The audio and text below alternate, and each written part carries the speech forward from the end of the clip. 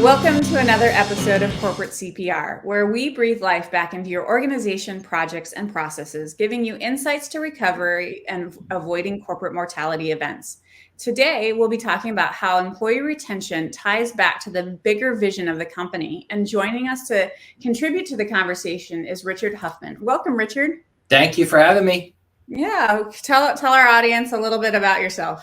So my name is Richard Huffman. I'm the CEO and actually the founder of Celebree School. We're based here in Baltimore, Maryland, and we have preschools up and down the East Coast. Oh, that's great. So obviously, there's a lot of competition when it comes to preschool. And so I imagine employee retention is a huge focus for you. Kind of talk to us a little bit about how you keep that into the forefront of your mind and keep your employees happy.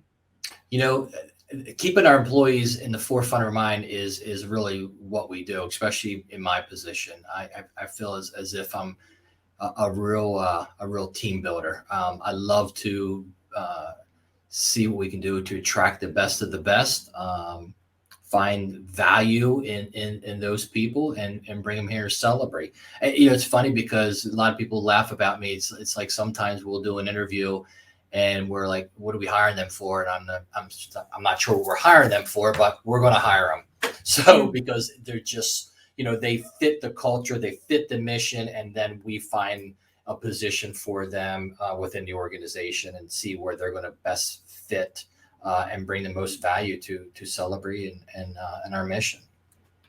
And how do you, let's talk a little bit. I mean, one of the ways, so that concept, I've heard it from, I think, Jim Collins and a few other people, get the right people on the bus and then get them in the right place. Yep. But one of the important things about finding the right people is culture fit. So talk to me a little bit about the process of how do you identify that they're the right person to begin with?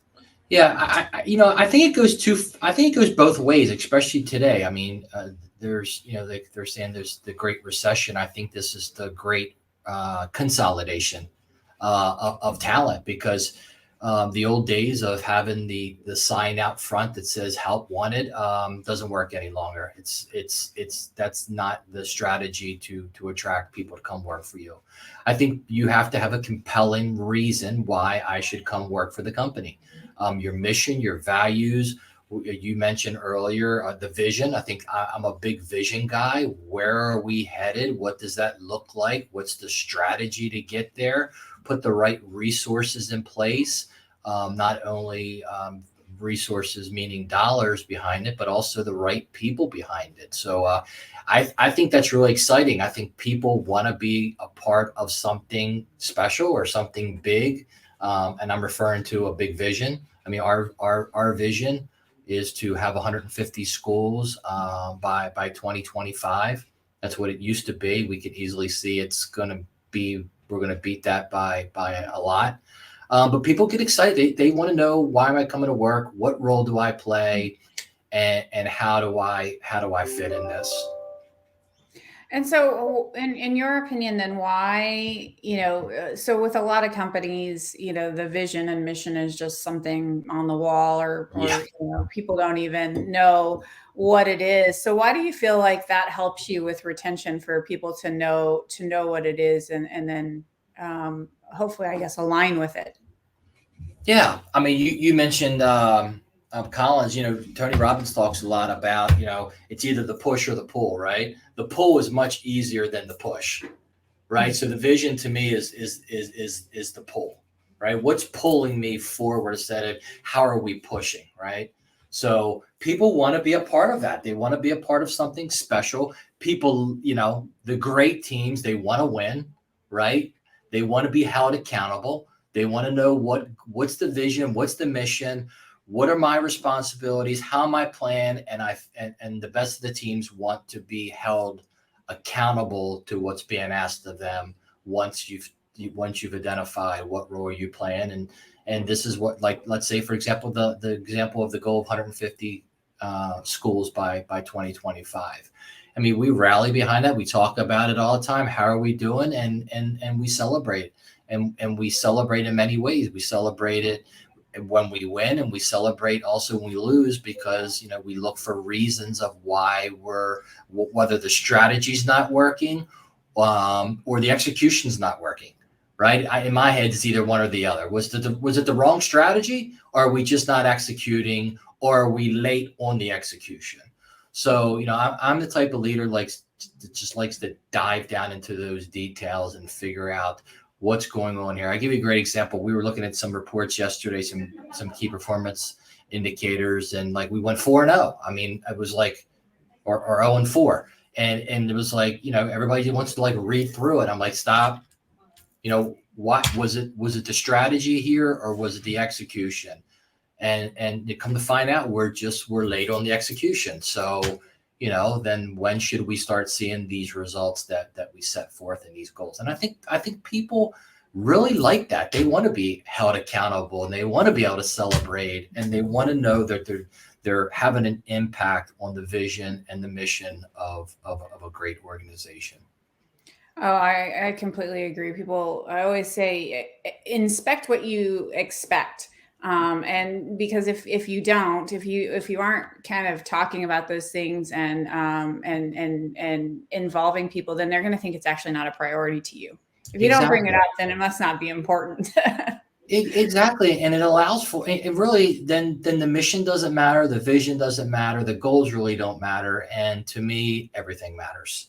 It all matters. I mean, that's why you came to work for Celebree in the role that you're in. You want to be a part of something special. I mean, especially in our business, Jana. I mean, we're in the preschool business. We're talking about young children. I mean, we're probably in one of the most impactful businesses there is. Sometimes I laugh because it probably makes me look better as a CEO than I really am, because I wouldn't say it's easy, but there's so much emotion and drive behind it, because we're making such an impact on these communities and the children that we're caring for. And now, that whole we grow people big and small is being applied to our 1,200 teachers that we're ultimately responsible for.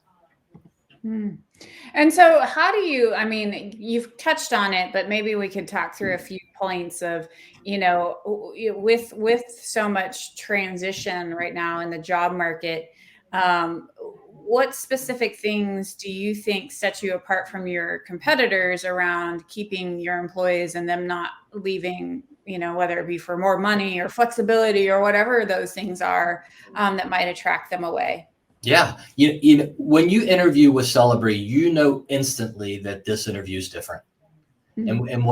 And I think that really is the first step for us. So, for example, every single position in Celebree, from an assistant teacher all the way up to my position, have core competencies. We did some research years and years ago that said, we interviewed and dove into our top 20 teachers, and what characteristics did they have? What behaviors did they display? So we captured those competencies. So let's say, for an example, one of our competencies as a teacher is the parent-child experience. All right. I don't know if you have children or not, but when you drop off your child in his or her classroom, what kind of experience is that Celebree teacher giving you? Does that teacher go to the back of the classroom when you come into the classroom? We talk about that. We talk about, you go to the front of the classroom, you greet the parent, you greet the child, you take the lunchbox, you help them to their cubby, all those great things, which we call the parent experience, right? Parent-child teacher experience. So in an interview, we ask those questions. How do you display in your current position the parent-child experience? And we have 9 core competencies that all have interview questions around them. And if those answers aren't, which we deem to be a 7 or greater, then we move on. We believe that competency skill level is too low for us to get there, and we would just rather move on and hire the person that the competency level meets our expectations. So our employees, no matter at what level, know instantly that this is different.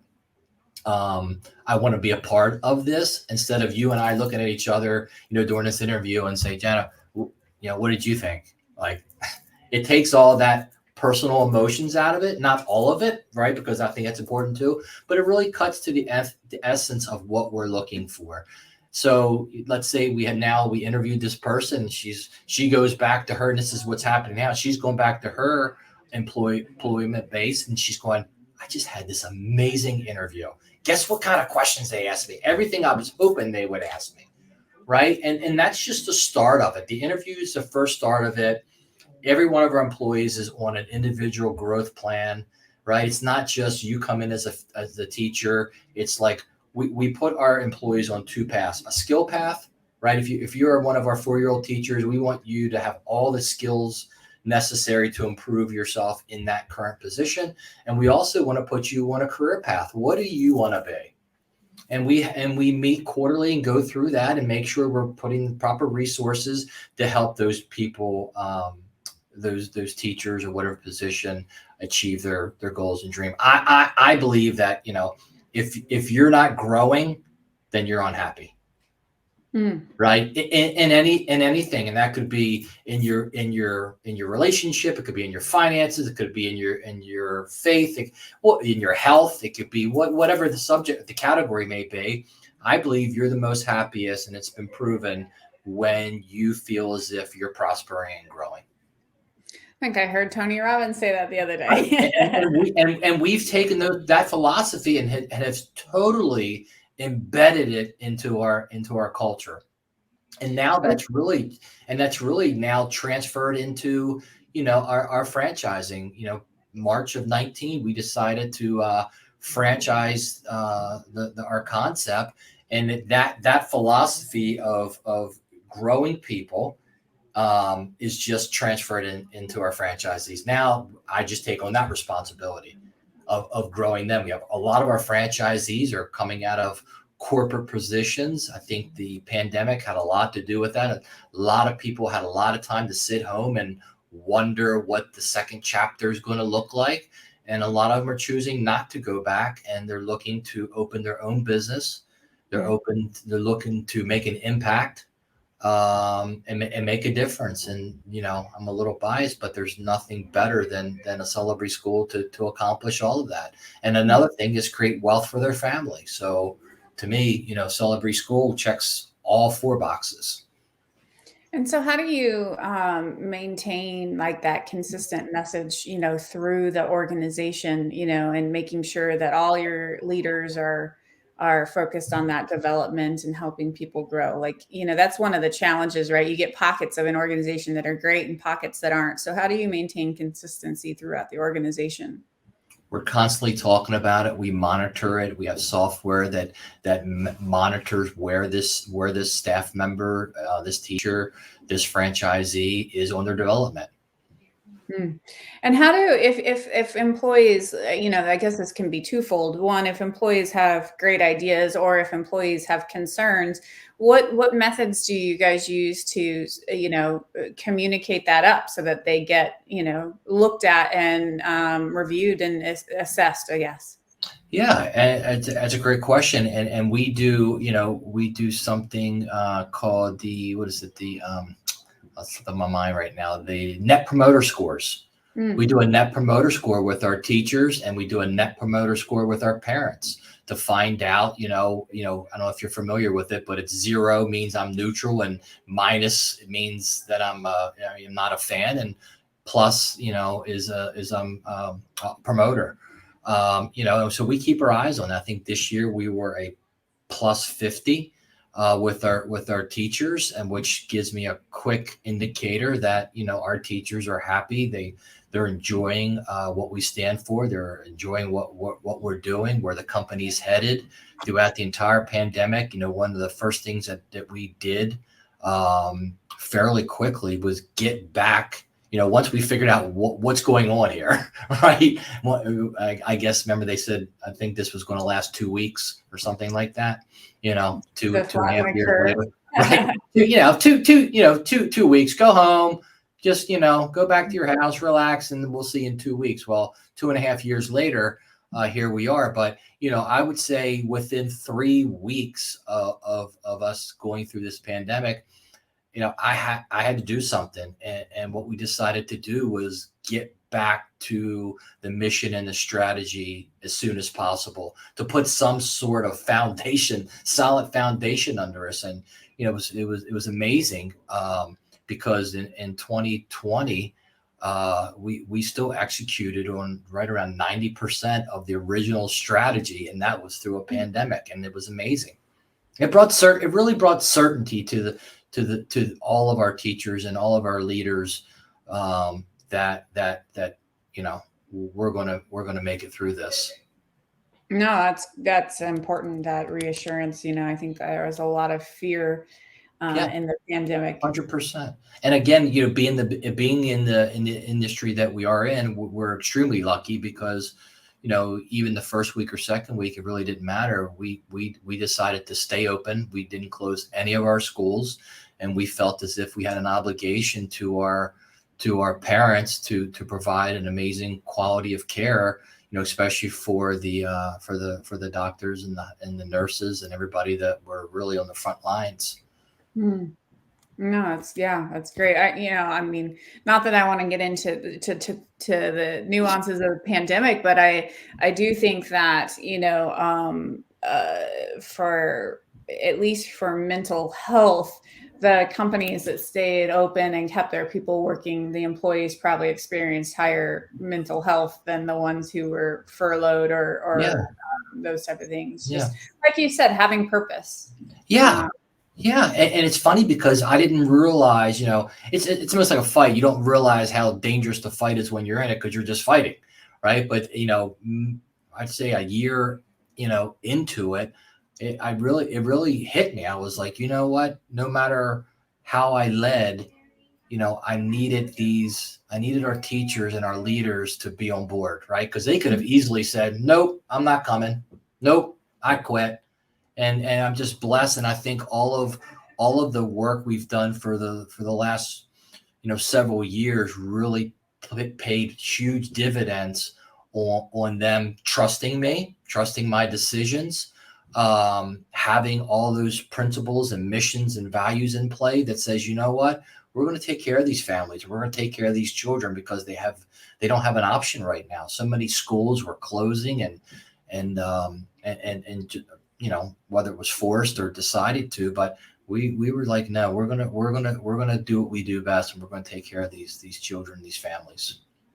Absolutely. So, some of the things you've talked about reminded me of Daniel Pink and his book Drive, and we've talked about mastery, and you have the skill path that you send people on, and we've talked about purpose and having that, tying people back to the vision. One of the things he talks about is autonomy, and that's having some empowerment around, who you work with and the environment you work in, et cetera. So talk to me a little bit about what empowerment looks like in your organization. I think an organization gets to the point where, this thing is so much bigger than just Richard Huffman, right? And so, and that's what I'm probably the most proud of is that, as we mentioned, growing people big and small. We have people here that have been here for 17, 20 years, and just to see them grow and be a part of that and see them make big decisions, and even me as a leader, even humbling myself to understand that they might be right, and they know more than I know, or just a different perspective on the business, and that's really what incentivized me to really look into the franchising, because from a operational standpoint and what Celebree does and operates these amazing, high quality preschools, I was actually getting bored, to be honest with you. I really lost, what's my role here, because the team is so phenomenal. They're really actually running the business. So, now I'm finding my joy in working with other families and helping them start their own business with a Celebree School, and teaching them and helping them create wealth for their family, and just using Celebree as a platform basically to do that, whether it's their first time entering into a business because they're leaving a corporate job, or they already have other franchises that they own other brands, and they're just diversifying the family portfolio, with adding early education into it, because, a lot of the other franchise brands really got punished during the pandemic, whether it was the hotel industry or a restaurant industry. But, I think they see, and we know that early education really prospered through that. There wasn't one governor in any state that wasn't on, TV talking about the importance of keeping these preschools open, because not only we learned that children have to be in the proper learning environment, but there is no economy if mom and dad can't return back to work because they can't have put their child in a preschool. Absolutely.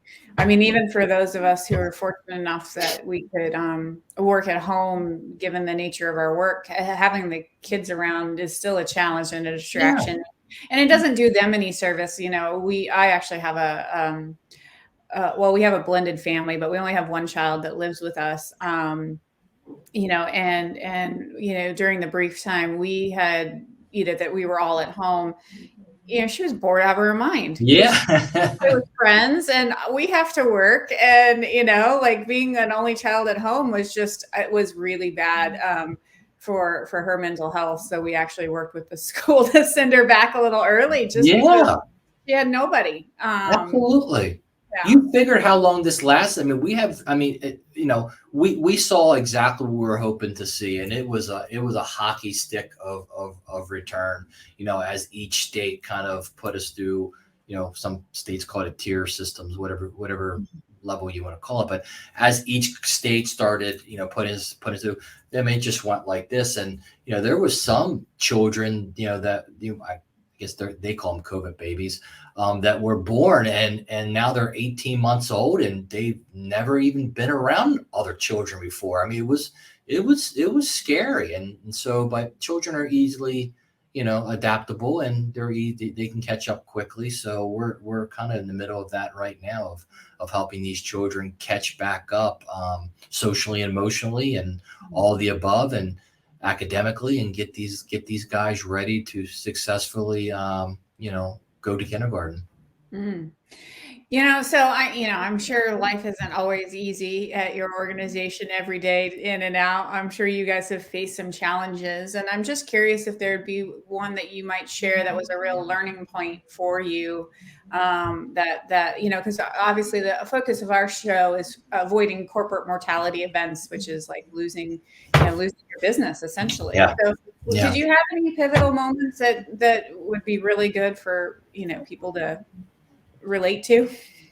The first thing that comes to mind, and we did it really, really well, was just over communicating. Just communicate. I mean, we've always been the type of company that shares their financial performance. I don't know how you can expect people to drive, financial performance if you don't show them the scoreboard. Like, I just don't understand that. So we've always been big fans of our, whether it's our school directors or our franchisees, of sharing financial data, because I think there's either going to be room for opportunities there, or there's going to be, celebrations, or there might be a combination of both. So that's what I would say. I would say, and I've seen it before. I think those entrepreneurs or those CEOs that keep everything close to the chest, I just think those days are over. I think people don't relate to that. They want to know where they stand. They want to know how they're doing. And so whether it's having the communication around performance, or personal performance, or it's around the financial performance, I think that's one of the keys, because people are so willing to help you, and everybody wants to win. If you don't show them where the winning looks like and what needs to happen to win, they get to the point where they become embarrassed, because the numbers are dropping. I can't tell them that because they might leave. That's never been the case. My team has always rallied. When we set a goal, man, we go for it, and we go for it big. And I don't want to ruin our record, but 10 out of 10 times we either meet it or exceed it, because everybody is focused on making this happen. So I think that would probably be my biggest word of advice is just share the information with the team. That's why they're there. They're there to play with you, right, through thick and thin, and give them the ball. Let them play. Absolutely. Um, Yeah, and so I guess, I'd like to dig in a little more around that rallying, maybe around adversity. And I know you're saying it's tied back to strong communication and transparency, but um, what did it look like and feel like, trying to get people to roll up their sleeves and go for something, in a challenging situation? Like, what were the mechanics of it, I guess? I would go back to the mission, the vision, what are the goals for this year? I mean, our goal, I give it a great goal. When within the first 2 weeks of COVID, we went from 90% capacity to 40% capacity. I mean, 2 weeks, right? Mhm. It was 40%. It was okay. What just happened? And that it's kind of hard to think of, getting back to 90% when you're in it and you're drowning, Mm. right? Yeah. And there's so much uncertainty. But we set that goal. We set it for 2021. And I'm happy to say, we didn't get back to 90, but we got to 86%. Mm. And it was amazing because we kept our eye on the ball every single week in our Tuesday meeting, which we called our growth meeting, appropriately, titled. It was let's get back to 90%, and what do we need to do that? And so I mean, how, like, who's all involved in that? Like, is it down to the teachers in the school or the head of the individual schools, or is it more of the corporate team?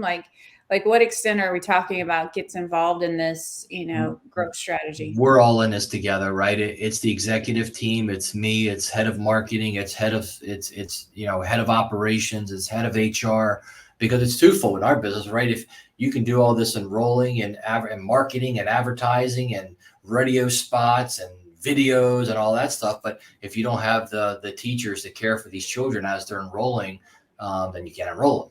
So it was a message and a goal that we sent out through the entire organization. The way we operate is we have company goals, corporate goals, and we send them down through the schools. And then the district directors that oversee those individual schools come up with goals and objectives for that school location, as being independent. Mm, okay. What other like things have we not talked about cool things that maybe you guys do to really engage your employee? I mean, maybe around celebratory things. How do you Yeah. recognize your team? Okay. So, again, it's we're not a company where we're still, talking and behaving as if there's a pandemic, right? We know, and I don't say that to be like that's my position, but there's families out there that are suffering because they don't have quality preschool. So that I don't think that would be, responsible of us to not address that and do it. So this actually last week we had which we do every year, we had our end of year company event where we come together, we celebrate our accomplishments based on the strategies and initiatives. We recognize we have 1,200 employees. We recognize the teacher of the year. That's a big deal. Out of 1,200 employees, we recognize the school of the year. We recognize I think we're up to maybe 11 awards right now. Really cool stuff. So our directors and our schools are also have bonus programs. So we have to close the year out. And then so those bonuses are issued in March. So I didn't want to wait to March. So I said to them, we did something really, really, really cool. It's funny how things come into your head. I was on a Peloton ride, and this AC/DC song came on. It's a long way to the top if you want to rock if you want to rock and roll. So I said, Mhm. how cool would that be if we turned that around and said, it's a long way to the top. Remember, we were at 40%. It's a long way to the top if you want to rock and enroll, right? Okay. So cool. So we're all there, and I'm talking about, how incredible it was to climb back from 40 to 90% or 86%. And so I said, I can tell you this, it was a long way to the top if you want to rock and roll. And I had all the district directors come out. They had their ACDC shirts on, their sunglasses, their guitars. And so everybody was just, blowing it up, having a great time.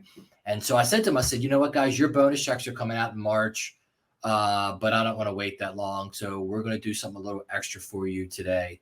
And this is not a part of your bonus. This is just a little bit extra. And every single person in that room, I won't tell you what the amount it was, but it was extremely, they were extremely thankful for it. No, But yeah. every single person in that, I mean, there were screams and hollers and tears and I mean, these ladies and team and men, I mean, they worked their butts off this year.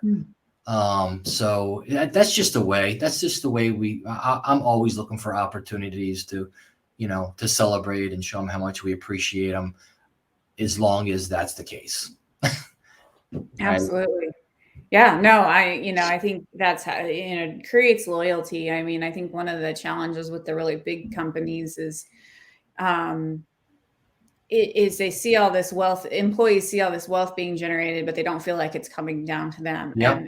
And when people make when business owners make a focus to share the wealth, I think it develops a lot of loyalty because it just feels more equitable. I mean, I totally believe that CEOs should be compensated, like Yeah. for the work they do. You think about, like the Steve Jobs of the world. I mean, they do a lot and are responsible for a lot, Yeah. and they should be compensated as such. But on the other hand, you see a lot of this, well, how is this person making multi-millions of dollars in here? I'm not even getting a bonus, so it's like, Right. you have to balance, and I know this is not really what we're talking about, but it can create dissatisfaction if you're not balancing. Like, everybody should be paid for the work they're doing, but it should be like this equitable distribution of that. Yeah, and also, 'cause it's funny you're saying this because I just had these conversations 2 days ago, and with that is sharing my knowledge with them, right? Mm-hmm. And sharing my resources with them. I Mm-hmm. mean, we just gave out those bonuses, and then a few got major increases in their salaries. And the more I spoke to them, because they'll open up if they feel like you're genuinely care about them, which they know I do. And we talked about, do you have a 401k and your investments, and at the end of the month, do you have enough money to invest in something? And so, long story short, I committed that in March, for the corporate office here, and we'll probably record it and send it out. I'm going to have one of our top financial advisors come in and talk to the entire team. It's like I have one of the best financial advisors in the country, and I'm going to have her come in, and she's going to talk about early stage of investing and get these guys on a path so their future is secure, and they benefit from all the resources that I've been blessed to have in my family.